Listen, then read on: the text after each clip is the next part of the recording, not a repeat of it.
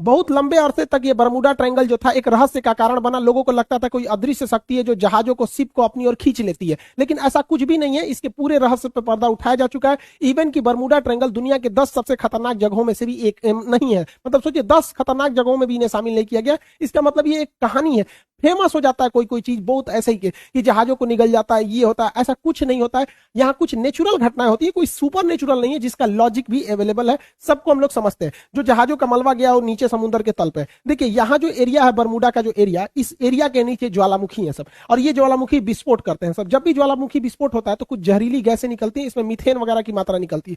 Methane gas वगैरह जब पानी से मिलता है तो उसकी डेंसिटी को एकदम घटा देता है। जब डेंसिटी, समुद्र की डेंसिटी घट जाती है, तो जहाजों को डिजाइन किया गया रहता है समुद्र की डेंसिटी के हिसाब से, उसके घनत्व के हिसाब से, ताकि वो ऊपर तैर सके। डेंसिटी घटने की वजह से अचानक वो नीचे धंसने लगती है, और यही वजह कि वहां अगर कोई तैरने की भी कोशिश करता है तो नहीं तैर पाता है, क्योंकि उनका घनत्व घट जाता है। जैसे मच्छर जो होता है मिट्टी तेल के ऊपर, पानी के ऊपर तैर रहा होता है, आप एक ढक्कन मिट्टी तेल मिला देंगे ना, या तो वो मिट्टी की तेल से सूंघने से नहीं मरता, उसका घनत्व कम हो जाता है और डूब के उसमें मर जाता है। यही घटना यहाँ डूबने के कारण होता है। दूसरा कारण यह है कि बरमूडा के आसपास के एरिया में छोटे छोटे समुद्री पहाड़ हैं सब इस शेप में। जब हवाएं इस पहाड़ से टकराती हैं तो उनमें एक हलचल होने लगता है, जिस हलचल से यहाँ पे एक बवंडर, एक चक्रवात उत्पन्न हो जाता है, और ये बादलों को और वहां के समुद्र के जल को पूरी तरह लहर में बदल देते हैं। और इसमें अगर कोई हवाई जहाज या कोई शिप आ जाता है तो उस चक्रवात के बीच में फंस जाता है, जिससे कि इसमें दुर्घटना हो जाती है। पानी वाली जहाजों के डूबने का तीसरा जो कारण है वो बड़ा सिंपल है, समुद्र के अंदर की पहाड़ियां। समुद्र के अंदर की वो पहाड़ी जो बाहर तक नहीं निकल पाती, उन्हें रिज या कटक कहते हैं। ऐसे कटक इटली और तुर्की के पास बहुत ज्यादा मात्रा में पाए जाते हैं। यहाँ अक्सर जहाज वगैरह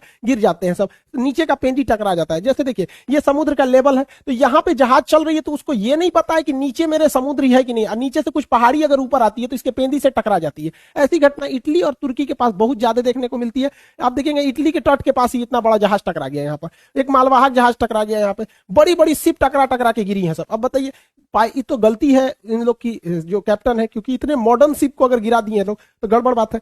उस समय जहाजों की दुर्घटना ज्यादा होती थी, क्योंकि न रडार था न सोनार था। आज के वक्त में पूरी बेहतरीन ढंग से रडार है, सोनार है। आज आराम से बरमूडा ट्रायंगल के ऊपर से जहाजें भी पार हो जाती हैं और शिप भी पार हो जाता है, क्योंकि उनको सोनार उन्हें बता देता है नीचे चट्टान वगैरह नहीं है। लेकिन पहले ये घटनाएं नॉर्मल थी, ऐसे हो जाती।